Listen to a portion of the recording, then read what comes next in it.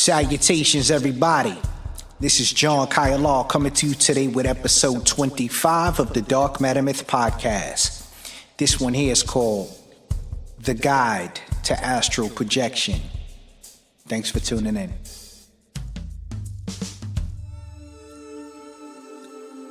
Many years ago, both you and I were put here under a veil of forgetfulness.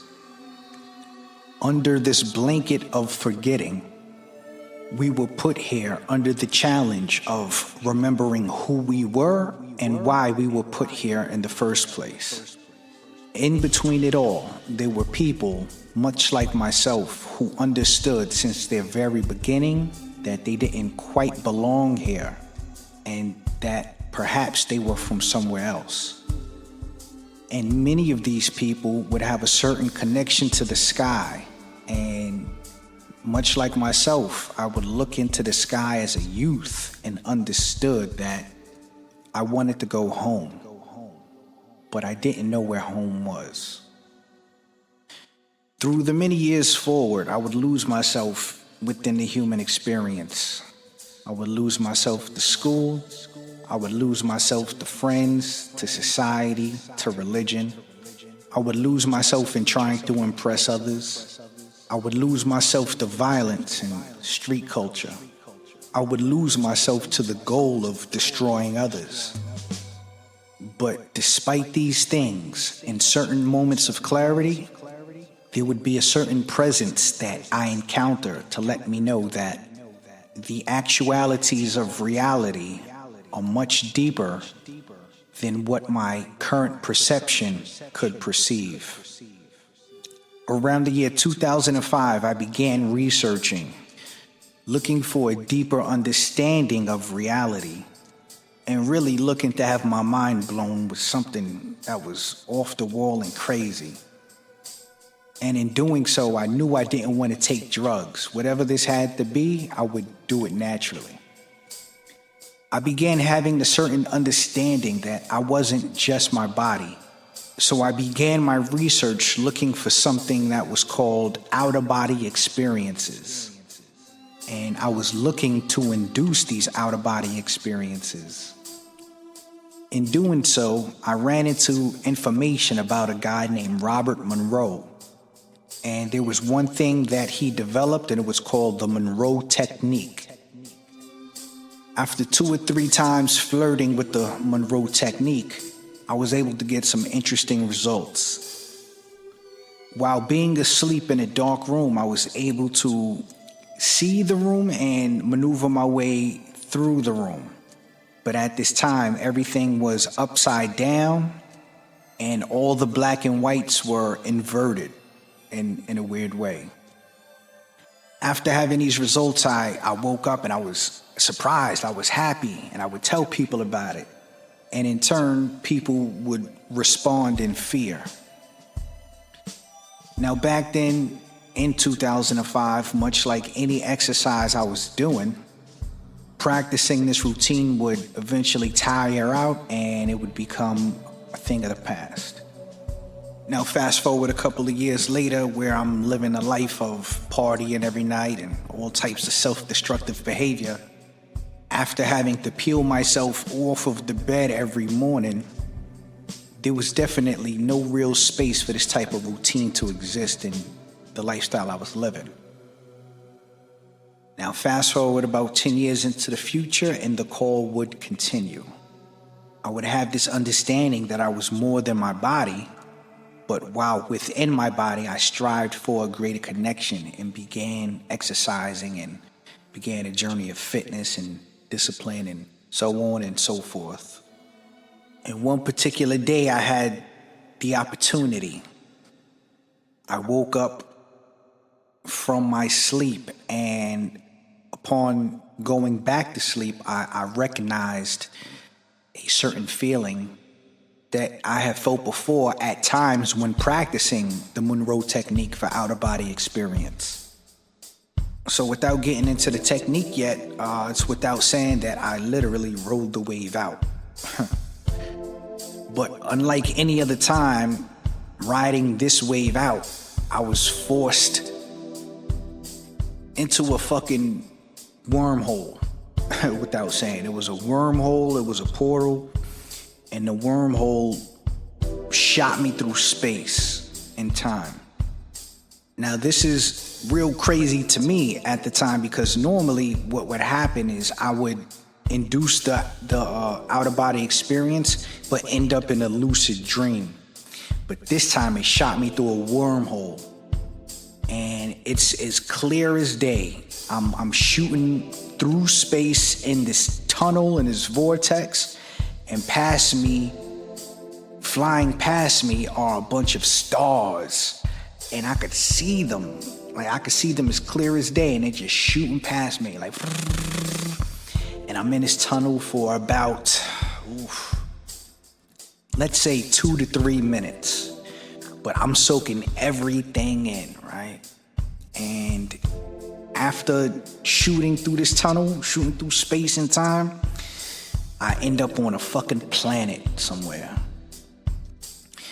Now, on this planet, the colors are vibrant, and they're like prismy and rainbowy. And here's what's interesting about this planet. Here's the crazy thing about this planet.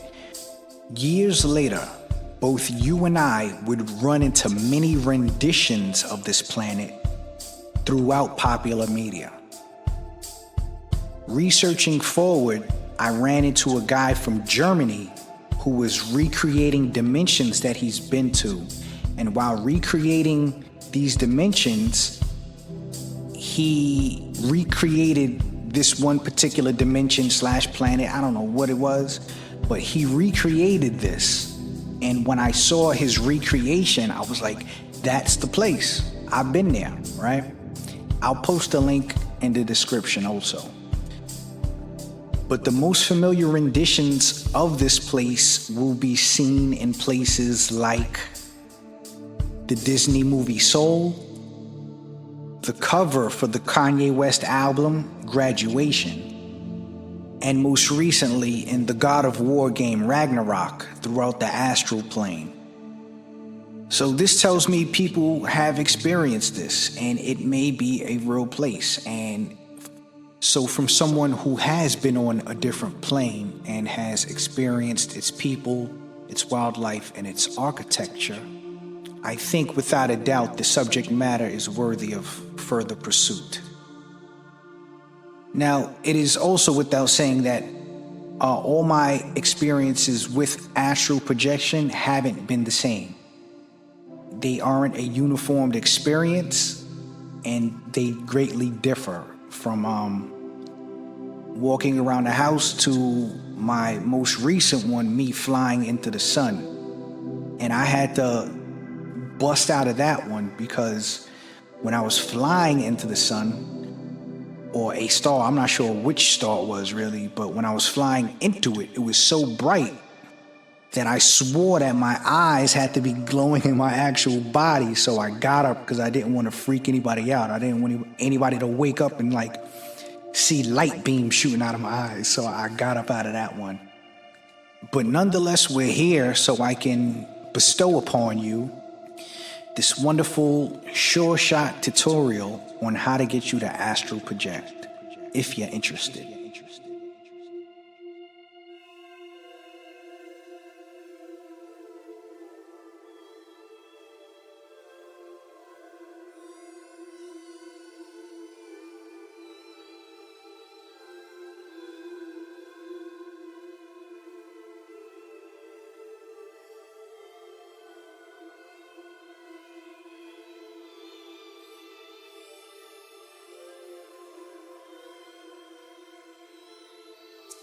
When hoping to astral project, this process may take anywhere from 25 minutes to an hour. For the first technique we will practice, we will begin by finding somewhere comfortable to lay.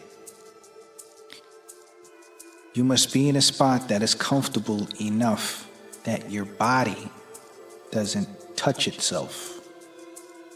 You should try to lie in a position where your fingers, hands, and feet aren't touching one another.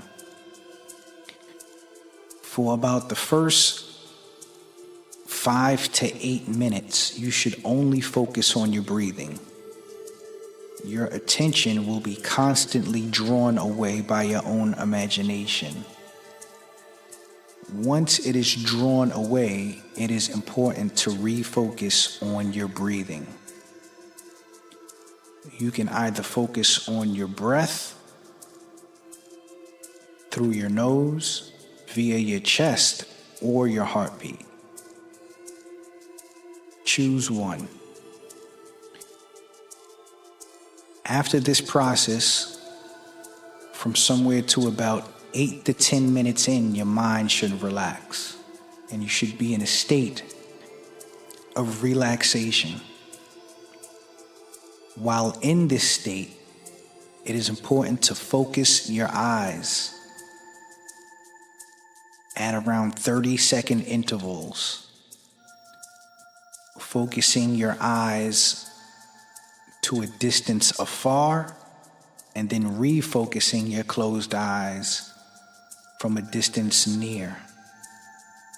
You should also do this for a period of around 5 to 8 minutes, refocusing your eyes at about 30-second intervals. What this does is induce the part of the brain that is normally active during rapid eye movement sleep. You may tire doing this, and it is fine. Once you tire, return back to your breathing. If your mind slips away somehow and you begin to sleep, try to remember to bring your attention back to your breathing. If your attention is placed on somewhere like your breathing, it will make it hard for the mind to fall asleep, as the body should already be asleep. Keep breathing for about another 8 to 10 minutes. And after this, your body should begin feeling a variety of prickly sensations on its surface.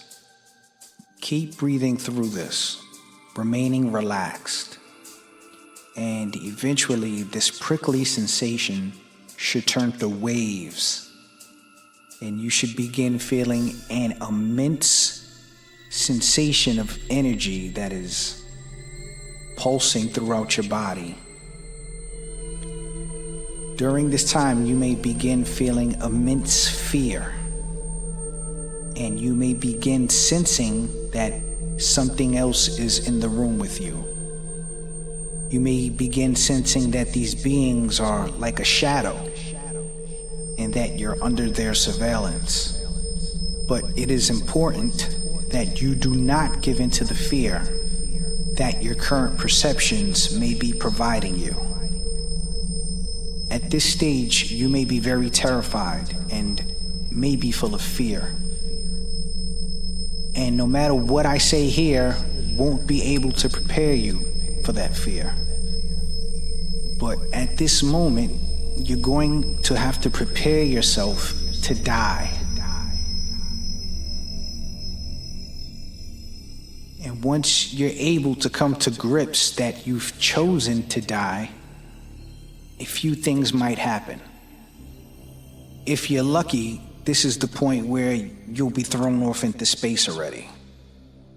That's if you're lucky.